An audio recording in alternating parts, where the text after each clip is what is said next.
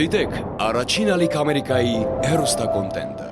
Բաժանորդագրվեք առաջին ալիք Ամերիկայի YouTube-յան ալիքին First Channel America։ UNICEF-ը եւ Հանրային հեռուստաընկերությունը ներկայացնում են։ Առաջին էմոցիան, որ ապրեցի, երբ տղաս եկավ եւ կիսվեց ինձ հետ իր զգացողություններով, թե փոխադարձ է իր զգացմունքները, ես անկեղծ շատ ուրախացա։ Շատ գովելի է այդ միտքը, որ երեխան գալիս է եւ կիսվում է ծնողների հետ, այդ դեպքում ծնող-երեխա կապը, վստահությունը ավելի ամրապնդվում է։ Ծնողի գերխնդիրն է չարժեզրկել երեխային եւ չասել դու դեռ փոքր ես, դեռ ժամանակը չի, պետք է կենտրոնանաս քո ուսման վրա, շատ կարեւոր է որ ծնողը լինի լսող եւ աջակցող։ Դեռահասը սիրած օբյեկտի նկատմամբ ունենում է կախվածություն, հոգեբանական մեծ կախվածություն եւ եթե ծնողները ճիշտ մոտեցում չցուցաբերեն, շատ մեծ տրավմաների առաջ կարող են կանգնել հոգեբանական։ Հիշում եք ձեր առաջին լուրջ սիրահարվածությունը, երբ թվում էր ոչինչ այլևս առաջվանը չի լինելու, երբ կյանքը նմանվել էր ֆիլմի, իսկ նրա ժպիտը կարող էր փոխել ամբողջ օրվա տրամադրությունը։ Սերը թև է տալիս պատանիներին, մոտիվացնում է, հագեցնում է զգացողությունների ծարավը։ Իսկ հիշում եք ինչպես արձագանքեցին ձեր ընտանիքի անդամները։ Ծնողները հազար ու մի վախ ունեն, երբ գործը հասնում է զավակի սիրահարվածությանը, քանի որ երբեք 100%-ով չես իմանա, արգելելով տապալում ես նրա կյանքի գլխավոր սերը, թե հետ ես պահում կյանքի գլխավոր սխալից։ Եկեք միասին գլուխ հանենք այս բարդ հարցից, միացեք ծնողական ժողովին։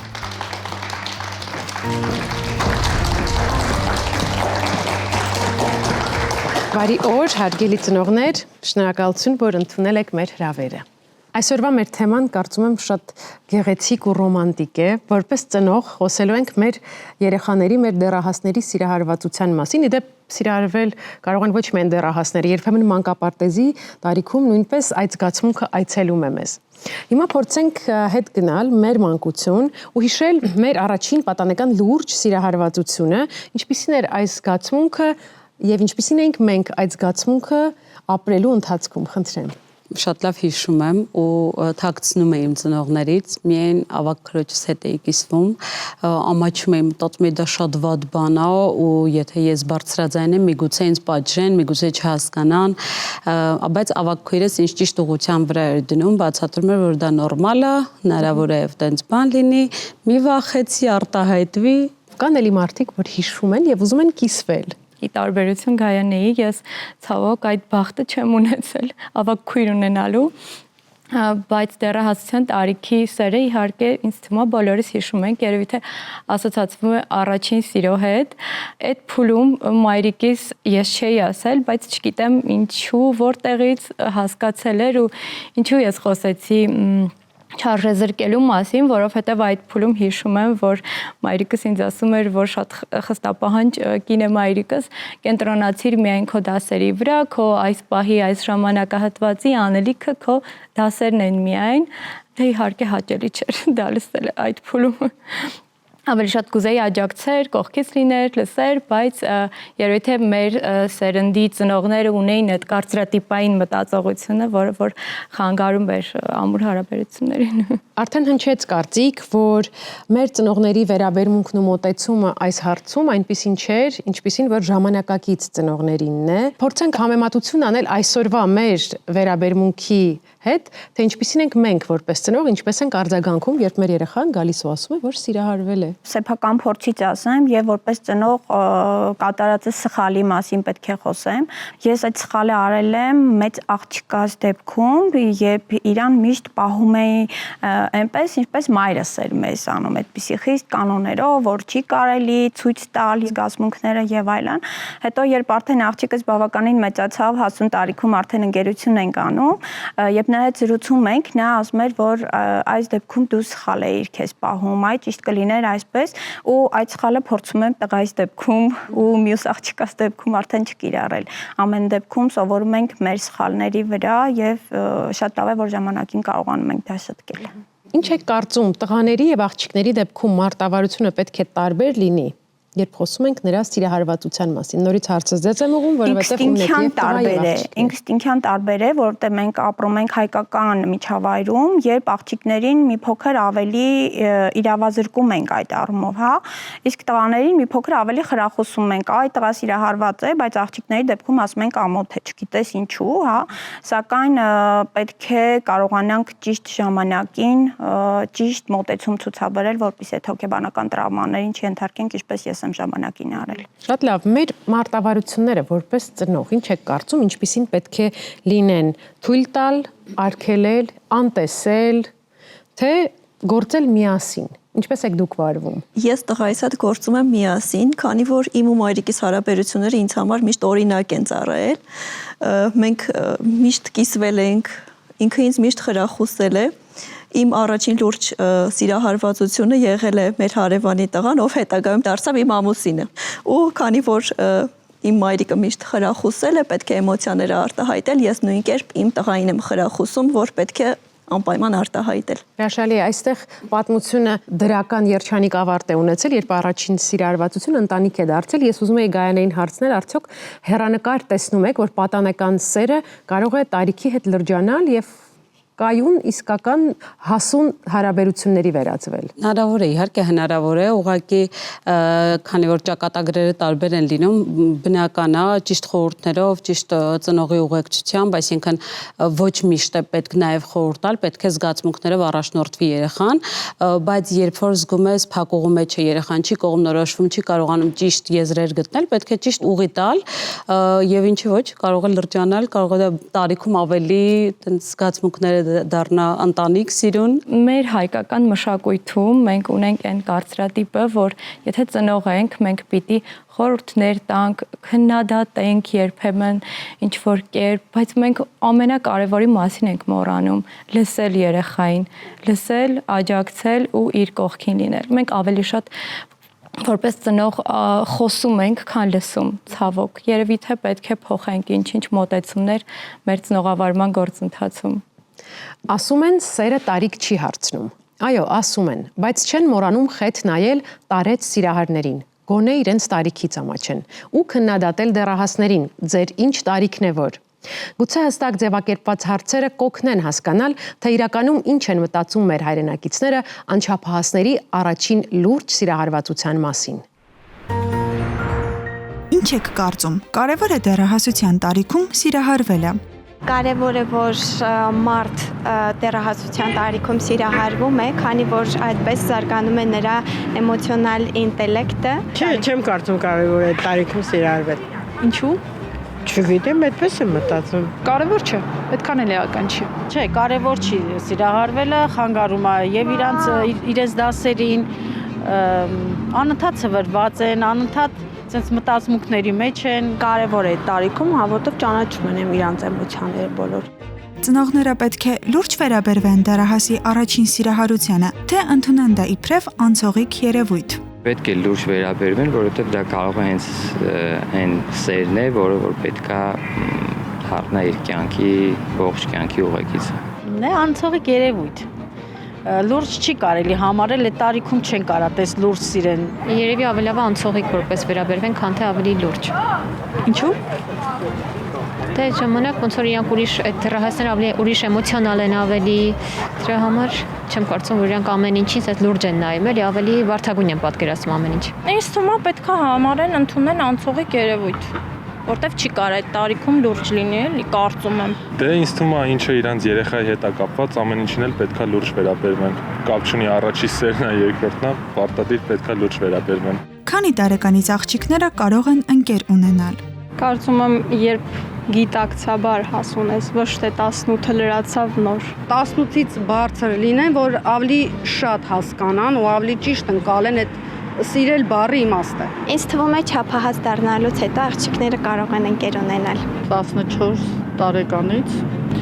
մոտավորապես տարիքից սկսած արդեն աղջիկները համակրում են տղաներին, փորձում են ընկերություն անել։ Ես տարիք չեմ կարա կոնկրետ ասեմ, մանավանդ մեր ժամանակաշրջանում, բայց կարծում եմ ավելի շատ գիտակից ժամանակ է պետք, երբ որ անձը իր արածի համար պատասխանատվություն է կրում, այդ ժամանակ հնարավոր է ինքը պատրաստ է այդ քայլին, չեմ կարող ասել։ Տղաները քանի տարեկանից կարող են ընկերուհի ունենալ։ Տղաները կան դեռահասության տարիքից արդեն 16 տարեկանից 15-16 ունենան։ Նորմալ երևույթ է, նորմալ բնորոշ տարիքի։ Տղաները կարող են ընկերուհի ունենալ 12-ից 14 տարիքում։ Մարդուց է կախված, մարդկա 17 տարեկանում ավելի լուրջ է, մարդկա 17 տարեկան երեխա է, դրա համար դա ինդիվիդուալ է, էլի չեմ կարող ասեմ։ Տղաները կարող են ընկերուհի ունենալ 20 տարեկանից սկսած իմ կարծիքով։ Չեմ կարծում տարիքա պետք պարտադիր նշել։ Կարծում եմ գիտակցական հասունության հետ կապ ունի ինքը շատ։ Իրավիճակային, նուրբ ու վիճահարույց թեմաներին անցնելուց առաջ նախ հասկանանք ինչպես է առաջին լուրջ սիրահարվածությունն ազդում դեռահասի ինքնագնահատականի, մոտիվացիայի, աշխարհընկալման վրա։ Ծնողական ժողովին միացել է հոգեբան Հայկ Բաղդյանը։ Բարև ձեզ Հայկ, շնորհակալություն, որ միացել եք ծնողական ժողովին։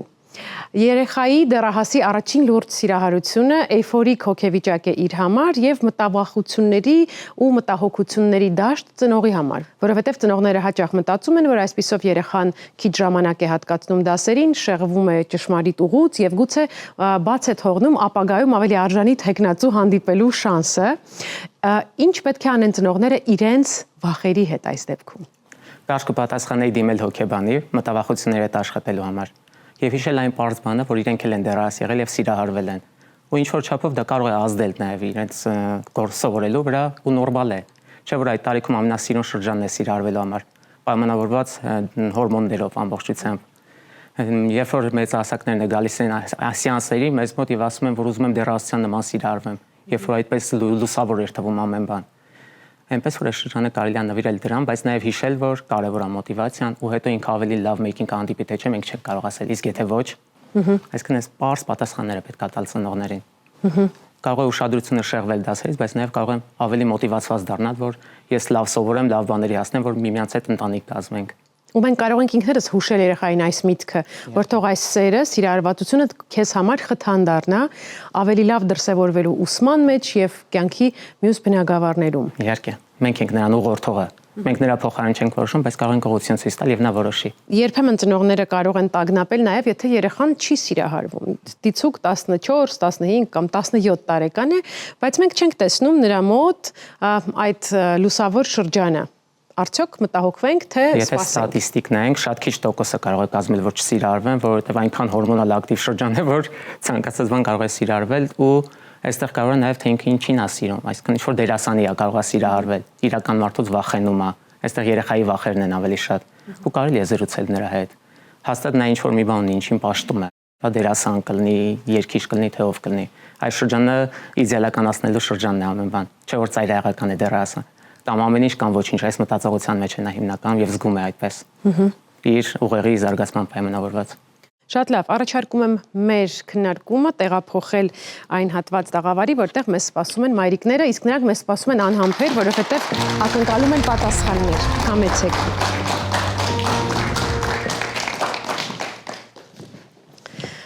Մենք խաղ ենք խաղալու։ Դուք տեսնում եք սեղանին ձեր առջև դրված ծրարներ, պետք է խնդրեմ վերցնեք։ Ծրարներում մեր հաղորդման հեղինակները պատրաստել են իրավիճակներ եւ ծնողի արձագանքի տարբերակներ։ Կխնդրեմ ընթերցեք բարձրաձայն իրավիճակը, տարբերակները եւ ընտրեք այն տարբերակը, որը համահունչ կլիներ ձեր արձագանքին նման իրավիճակում։ Իդեպ կարող եք ընտրել տարբերակներից երկուսը, եթե գտնում եք, որ դրանց համադրությունը ավելի արդյունավետ կլիներ։ Եթե պատրաստ եք, սկսենք Արեգա։ Իմ դուստրը գալիս է ու ասում՝ սիրահարվել եմ։ Նա իմ դասընկերն է, ես պատասխանում եմ. Ա. Քո ինչ սիրահարվելու տարիքն է, մոռացիր այդ տղայի մասին։ Իմ կարծիքով նման պատասխան չպետք է տանք։ Բ. Դու ինչ գիտես սերն ինչ է։ Իսկ դա ինչ ընտանիքից է, ցույց տուր նկարը։ Երևի նման կերպել չպետք է վարվենք։ Եվ ապրես, որ կիսվում ես ինձ հետ։ Կուզես խոսենք, ինչ է քեզ դուր եկել, ինչ ես զգում։ Ինձ թվում է տարբերակը ճիշտ պատասխանն է։ Դստերս առումով կիրառել եմ սխալ, այսինքն ընտրել եմ A տարբերակը, քո ինձ սիրահարվելու տարիքն է։ Սակայն այս պահին հասկանում եմ, որ դա սխալ տարբերակ է եւ պետք է բոլոր հնարավորություն ընձեռել, որպեսզի դեռահասները կարողանան մոտենալ եւ կիսվել իրենց զգացմունքներով։ Հայկ, որն է հնարավորինս մեղմ անվնաս արձագանքը, որ պետք է տա ծնողը։ Գ տարբերակն է ամենալավը։ Առաջին եւ երկրորդ դեպքում արժե զրկեցինք դեռահասի հույզերը, դե ինչ ես զգում, որ դու կարևոր չի քո զգացածը։ Իսկ երրորդ դեպքում մենք կարևորեցինք ու տարածք տվեցինք նրան լսելու, արտահայտվելու, ու սա շատ կարևոր է, ապահով միջավայր ստեղծել նրա համար։ Նաև կարելի է ճշտել ինչ տղա է, ով է, այսինքն վտանգավոր մարդ չլինի ամեն դեպքում, բայց ոչ թե փորձել վերահսկել, այլ հարգելով նրա ընտրությունը։ Գայանե, խնդրեմ։ Իմ որդին բաժանվել է ընկերուհուց, քանի օր է, շատ տխուր է։ Ես նրան ասում էի, առաջին տարբերակ, ես ասում էի, որ նա վատն է, դե հիմա գնա ու տառապիր։ Երկրորդ տարբերակ, դա տխրելու պատճառ չէ, ավելի լավ կկենտրոնաս դասերիդ վրա, լրիվ ձեռքից գնացել էիր։ Եվ երրորդ տարբերակ, հասկանում եմ վատ ես ու դա նորմալ է, բայց վստահեցնում եմ ժամանակի ընթացքում դու կհասկանաս, որ ոչ մի բան հենց այնպես չի լինում։ Պետք է պատով անցնել այս փորձությունը։ Ես մտածում եմ երրորդ տարբերակն է ճիշտը, որ պետք է երեխայի կողքին լինել, չկոտրել նրան, նրա հույզերը, պետք է տխրի, թող տխրի, ոչինչ դա էլի անհրաժեշտ, որ պետք է անցնի այդ փուլի մեջով ու ամեն ինչ լավ կլինի։ Ինչպես ենք սատարում երեխային, երբ կա բաժանում։ Տխրելը նորմալ է իրական, որովհետև դու կորցրել ես քեզ համար կարևոր բան, այսինքն դու այդ մարդուն սիրում ես, դրական էմոցիաներ ես ապրում եւ դա կորցնելով կարա քեզ ցավա, բայց դա անցողիկ է։ Հերման Հեսեն լավ միտք ունի, ասում է, ես կյանքում 2 անգամ եմ սիրարվել եւ 2 անգամն էլ ինձ տվացել է ողջ կյանքի համար այդ սերը, առանց այդ սիրո ես կմեռնեմ։ Ասում է 2 այցերն էլ անցնել եմ, ոնց տեսնում եք, ես կամ ու գրում եմ ձեզ համար։ Այնպես որ նորմալ է տխրելը, ցավ ապրելը, բայց դա հավերժ չի հաստատ անցնել։ Այո։ Այսինքն երեխային կարող ենք բացատրել, որ գուցե սա փուլ էր, անցավ, շարունակում ենք նայել առաջ։ Միանշանակ։ Շնորհակալ եմ շատ, խնդրեմ Տաթև ձեր իրավիճակը։ Որդիս կռվել է մի տղայի հետ, քանի որ երկուսն էլ սիրում են նույն աղջկան, ես ասում եմ, ապրես, իսկական տղա ես, սիրում ես, պետք է պայքարես։ Երկրորդը, լուրջ աղջկա համար կռվել ես, 1 ամիս հետո այդ աղջկա անունը նույնիսկ չես հիշելու։ Եվ երրորդը, այս պատմությունը դեռ կարող է շարունակվել, արի հասկանանք, թե ինչ կարելի է անել կռվելու փոխարեն։ Դե ես երրորդ տարբերակը կընտրեմ, բայց ամեն դեպքում նաև առաջի տարբերակին շեշտադրում կանեմ, որ այո, եթե մի բան քեզ դուր է գալիս, դու պետք է պայքարես եւ հասնես, բայց բնականաբար ոչ կռվելու կամ կոնֆլիկտի տարբերակը ընտրելով։ Շատ լավ, բայց չենք կտրվում իրականությունից, տղաների կոնֆլիկտների պատճառը հաճախ հենց աղջիկներն են լինում են։ Դա նույնիսկ բնության մեջ է այդպես ու դա նորմալ է իրականում կոնֆլիկտ ունենալ, բայց կարելի է սովորեցնել խոսելով, անցնել այդ ամեն ինչի միջով, որ բռունցքներին ազատություն չտանք։ Դրանով մենք տարբերվում ենք կենդաններից։ Իրական առաջին եւ երրորդ տարբերակը նորմալ էին այստեղ, չարժե զրկել, ընդունել, բայց նաև խրախուսել, որ ավելի կոնստրուկտիվ տարբերակներ կան խնդրի լուծման։ Դեռահասների պարագայում մենք փորձում ենք նրանց տալ այդ միտքը ավելի կոնստրուկտիվ, ավելի հանդուրժող ու խաղաղասեր լինելու, բայց դա դժվար է։ Էլ ինչ կարող ենք հուշել ծնողներին, ինչ հավելյալ գործիքներով օժտել երեխային, երբ նա գտնվում է կոնֆլիկտի մեջ եւ կոնֆլիկտի պատճառը մի գեղեցիկ աղջիկ է։ Իրականում ես կողմ եմ, որ նրա ինքնավստահությունը բարձրացվի, նաև սպորտի տան երեխային, որ նա իրեն ինքնուրույն, ինքնաբավ զգա, ուժեղ զգա, ու դա կօգնի նրան այդ կոնֆլիկտի մեջ էլ ավելի հասուն ձևով անցնել դրա միջով։ Այսինքն մարտարվեստներ եթե տալիս եք, տվեք պարտադիր երեխաներին։ Եթե դրական սովորություններ չզարգացնենք, բացականն է զարգանալու։ Այնպես որ լավ կլինի, որ սպորտով զբաղվեն։ Շատ լավ, Արմինե, խնդրեմ։ Իմ դուստրը սիրահարվել է։ Հարևանս ինձ հուշում է, որ պետք է վերջ տալ դրան, քանի որ աղջիկս կդառնա բամբասանքի առարկա։ Ես տարբերակ Ա։ Ասում եմ աղջկաս, որ չար մարդիկ կբամբասեն, ու նա հետո մեծ դժվարությամբ կստեղծի լուրջ հարաբերություններ։ Խորհուրդ եմ տալիս ընկերություն չանել այդ տղայի հետ, սпасել չափահասությանը։ Այս տարբերակը միանշանակ սխալ է, այստեղ երկու միտք կա, որ մայրը կարևորում է այլ մարդկանց կարծիքը, որը միանշանակ սխալ է, այսինքն դու այդքան կարևոր չես, կարևոր է հարևանը, ով արտահայտում է իր միտքը, եւ երկրորդը սпасել չափահասությանը։ Հայկը մի լավ միտք ասեց, չգիտենք, արդյոք չափահասության տարիքը գա, ինչ կլինի, արդյոք կսիրահարվի, թե ոչ, այնպես որ այս տարբերակը բացառում ենք։ Երկրորդ տարբերակ, հասկանում եմ, որ խնդիրը խորհուրդ տվողի մեջ է ու անհարկի չեմ վախեցնում աղջկաս, այս տարբերակի հետ համամիտ եմ։ Եվ տարբերակ Գ զրուցում եմ աղջկաս հետ այն մասին, որ սիրահարված լինելը հրաշալի բան է, բայց ամենաթողության պայման չէ։ Դա քո մարմինն է, քո սիրտն է, քո զգացողություններն են։ Դու ես որոշում, կարելի է դիպչել քեզ,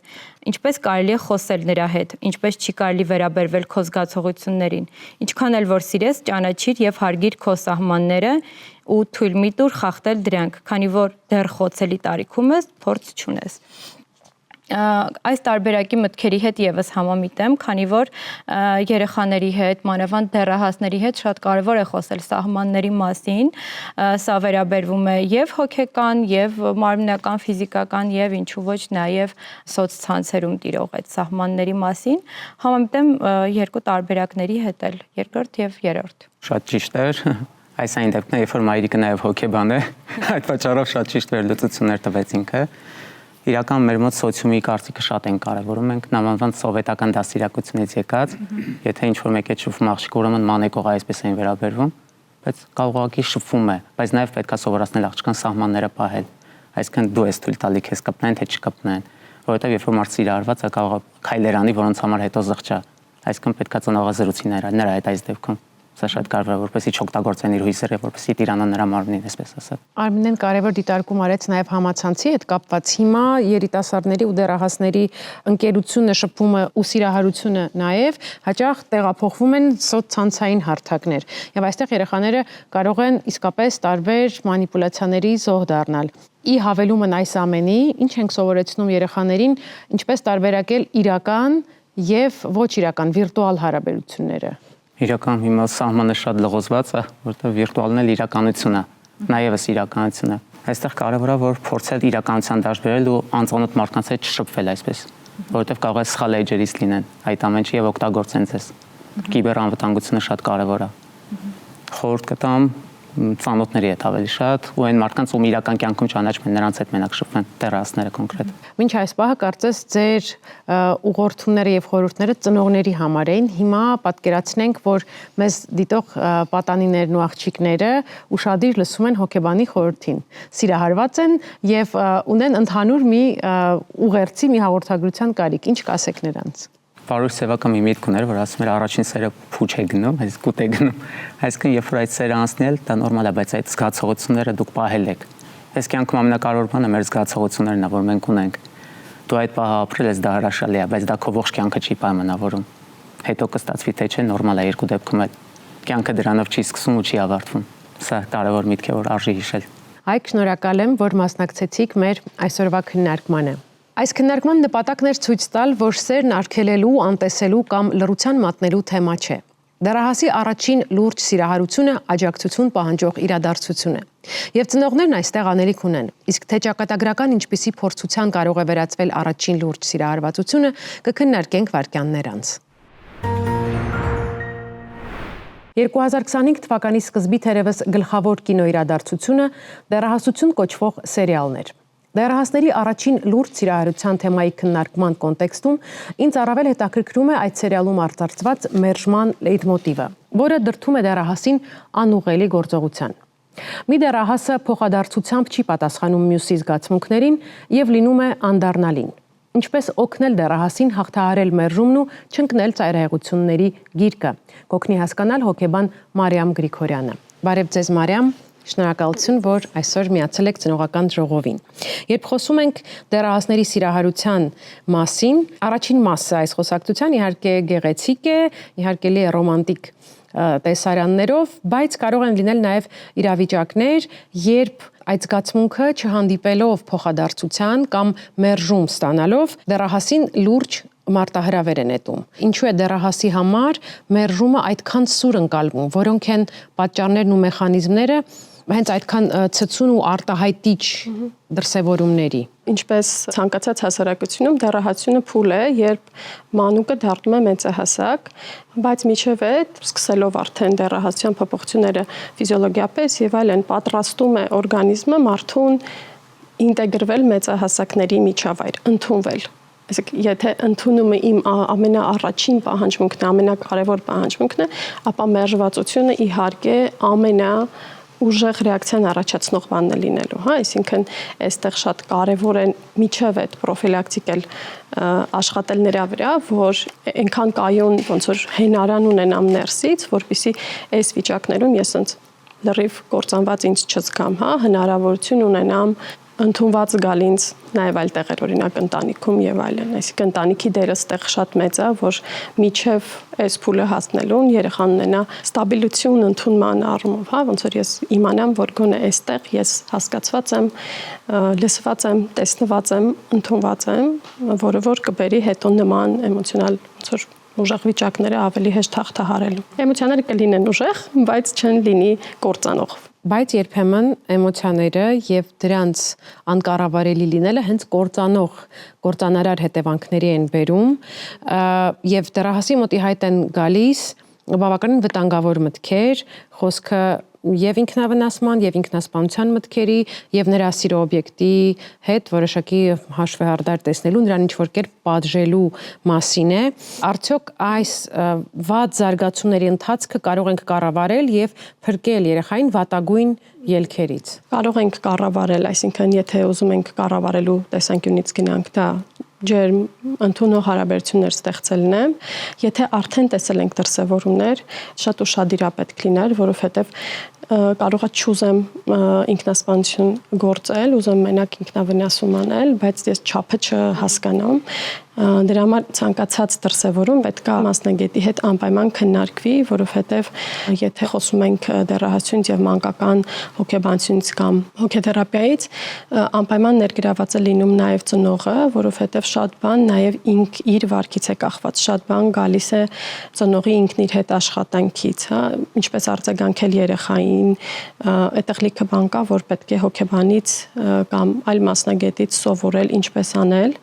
եթե տեսնում եմ դրսևորումներ, անպայման արձագանքեմ։ Կարելի է գոնե մեկ անգամ հանգստության համար ունենալ խորհրդատություն, անգամ կարող է մենակ ծնողին բավարար լինի, հա, այդ խորհրդատությունը, որ ինքը գնահատի ինչքան վայր է տագնապները տեղին, եւ կարող է դրանով բավարարվենք։ Եթե արդեն տեսել ենք լուրջ խնդիրներ, հա, այդ ծայրահեղ դրսևորումները, աշխատանք հոգեթերապևտի հետ, երբեմն հոգեբուժի հետ, որովհետեւ վիճակներ կան, որ հոգեթերապիան մենակ չի կարող ծածկել, դրա համար նաեւ հասկանալ, որ կարող է ես այց ունենամ, չգիտեմ, հոգեբուժի մոտ, եւ դա նորմալ է, որովհետեւ ինքն է դրա մասնագետը, հա, ես չեմ երկար չեմ մտածում ոտքս կոտրելուց, որ մասնագետի մոտ գնամ, գիտեմ, որ մասնագետն է, իր մոտ գնում եմ նույնն, եթե կա լուրջ խնդիրներ, ունեք սուիցիդալ վարքը, որոշակի դրսևորումներով ինքը հենց միայն հոգեբուժական միջամտություն կարող է ստանալ ինչ որ ընթացք։ Ինչ կասեք այն դեռահասին, ով հայտնվել է ձեր կաբինետում որպես այցելու եւ հիմա ապրում է մերժման ցավ, մերժման բարդ ապրումներ, ինչպիսին է սովորաբար ձեր ուղղորդումը լինում այս պարագայում։ Եթե հարցնում եք ինչ ուղղորդում կլիներ, ինքնաբացահայտում, կարևոր է հասկանամ իմ ստվերային կողմերը, խնդրային կողմերը, իմ ռեսուրսները, ինքս իմ մասին պատկերացում ձևակերպեմ, որը կդառնա հենարանը իմ համար եւ ոչ կլինի դրսի այդ հեղեղուկ եւ անորոշ վիճակը, որի վրա ինձ հենվել է դժվար լինելու։ Եթե հարցը հասել է արդեն սուիցիդալ վարքի կամ ինքնավնասման, սննդային վարքի խանգարումների, ինչ որ ինքնագնահատականի լուրջ ցածրացման եւ այլն, ես կարող եմ դրա հետ աշխատել եւ եթե ես քայլ եմ արել ու ես սկսել եմ դրա հետ աշխատել, դա ամենամեծ բանն է, ինչ ես այդ պահին կարող եի անել, հա, այդ միտումը լուծել իրավիճակը, այդ շատ կարեւոր է։ Եթե մարդ գալիս է հոգեբանի մոտ ու ինքը պատրաստ է ինչ-որ մի բան անել, իր մոտ անպայման ինչ-որ մի բան կստացվի։ Եվ ծնողների համար էլ մի վախեցեք ձեր երեխաների եւ ձեր ուժեղ էմոցիաներից, որովհետեւ բնական է, որ ծանր իրավիճակներում, դժվար իրավիճակներում մենք ունենք այդ դժվար էմոցիաները, հա։ Այստեղ ամենակարևորն է, որ դուք լինեք ձեր երեխայի կողքին այն ժամանակ, երբ որ իրան վատ է։ Այսինքն ձեր ամենամեծ դերը այնա լինելու, որ ես կարամ դիմանեմ քո վատ լինելուն, հա, ոնց որ ես կարամ լինեմ այն ստաբիլ տեղը, եւ դու կարաս այդ ծանր ապրումները ունենաս, բայց ես ըստեղ եմ։ Ոնց որ իմացի, որ այդ հենարան մի բանը այստեղ կա, ինչ որ լուծում ենք փորձելու ենք եւ գտնելու ենք, ոնց որ այս միտումով։ Շնորհակալ եմ Մարիամ, որ այսօր ծնողական ժողովում էիք։ Ձեզ էլ եմ շնորհակալ Աննա։ Հարգելի ծնողներ, իհարկե դեռահասի առաջին լուրջ սիրահարության թեման կարելի է շատ երկար քննարկել ու կարծում եմ մենք բավականաչափ արդեն խոսել ենք, կցանկանայի, որ դուրս բերեք այն կարևոր մտքերը, գուցե նաև այն նոր մտքերը, որ տվեց ձեզ այսօրվա քննարկումը, խնդրեմ Գայանե։ Նախ հորդորում եմ ծնողներին, որ ավելի ընկերական լինեն իրենց երեխաների հետ, ավելի փորձեն իրենց փորձով կիսվել իհարկե փակագծերով, խորհուրդ եմ տալիս ծնողներին ավելի մոտ լինել իրենց երեխաների հետ, լսել իրանց։ Այդ թիթեռնիկները միասին զգալ, չէ՞։ Իհարկե, շատ կարևոր անցում է։ Արեգա, կցանկանամ, որ ընդգծեք նաև հայրերի դերը, երբ խոսում ենք աղջիկների սիրահարության մասին, որովհետև դուք ունեք այդ փորձը։ Մայրիկները երբեմն աղջիկների հետ թիմ են դառնում եւ փորձում են այդ փոքրիկ պատանեկան սիրավեպի փաստը հայրերից թաքցնել։ Ես խորհուրդ չեմ տա ընտանիքներում այդ գաղտնի վիճակը պահել։ Եվ Սարոյանի մի խոսք ունենք, որ ասում է մեր կողքին պետք է ունենանք այնպիսի մի մարդ, որը ցանկացած տարվա եղանակին մեր կողքին կլինի։ Ծնողներին խորհուրդս է, որ հետ քաշվենք փոքր քայլերով մեր դեռահասների կյանքից եւ թույլ տանք, որ նրանց կյանքում եւս հայտնվեն այնպիսի մարդիկ, որոնք տարվա տարբեր եղանակներին նրանց կողքին կուզենան լինել։ Շնորհակալ եմ, Տաթև։ Իմ կարծիքով պետք է դրական հարաբերություններ ստեղծել ի սկզբանե երեխայի հետ եւ չփորձել վերահսկել ոչ մի դեպքում, պետք է ազատ թողնել, որ ինքը կարողանա գտնել կյանքում իր ճիշտ ուղին։ Ճիշտը պետք է ուղղորդել, բայց չվերահսկել ոչ մի դեպքում, որովհետեւ ինքը հաստատ ընդդիմանալու է։ Այո, երեխաների հետ պետք է ստեղծել այնպիսի առողջ հարաբերություններ, որ երեխան գա եւ ցանկացած միջադեպի դեպքում մանավանդ առաջին սիրո այդ թիթեռնիկների հետ բուրըն զգացողությունների հետ կապված, այո, կիսվի ծնողների հետ դեռահասների հուզական եւ հորմոնալ շրջանը այնքան բուրըն է լինում, որ միևնույն է, եթե նա որոշել է, որ պետք է օրինակ ընկերություն անի տվյալ աղջկա կամ տղայի հետ, միևնույն է դա լինելու է, բայց շատ ցանկալի կլինի, որ այդ փուլի մասին դուք տեղյակ լինեք։ Հակառակ դեպքում կարող են լինել այնպիսի դեպքեր, իրադարձություններ, որոնք բացասական կարող են անդրադառնալ։ Ստեղծեք վստահության մթնոլորտ, մի փակեք դռները ձեր սրտերի։ Ծնողները հաճախ չեն ուզում, որ երեխաներն արագ մեծանան, իսկ սիրահարվածությունը կարծես սպառնում է, որ մեզնից կխլեն մեր երեխային, որ նա էլ միայն մերը չի լինի։ Առողջ ընտանիքներում դա վաղ թե ուշ պատահում է, եւ ծնողները բաց են թողնում զավակին։ Բայց քանի դեռ նրանք անփորձ են ու հաճախ շատ միամիտ, ուղղորդման, քաջալերման, վստահության կարիք ունեն։ Փորձեք երեխայի հետ ամուր կապ ունենալ եւ վստահելի հարաբերություններ ձևավորել, որպեսզի երեխան ունենա ձեզ դիմելու հնարավորություն եւ ցանկություն։ Մի վախեցեք խոսել սիրո մասին, խոսեք նաեւ ֆիզիկական սահմանների, վստահության եւ պատասխանատվության մասին։ Ու մի մոռացեք, որ սիրո հարցում էլ լավագույն օրինակը ծնողներն են։ Այն, թե ինչպես են հայրիկն ու մայրիկը վերաբերվում իրար, ինչ արժեքներ են դնում սեր եւ ընտանիք հասկացությունների տակ, ապագայում հիմք է դառնում զավակների կազմած հարաբերությունների ու ստեղծած ընտանիքի համար։ Հարգելի ծնողներ, շնորհակալ եմ շատ, որ այսօր ծնողական ժողովում եք ու միասին կայացրինք այս կարևոր քննարկումը։ Իսկ մենք կհանդիպենք հաջորդ ծնողական ժողովում։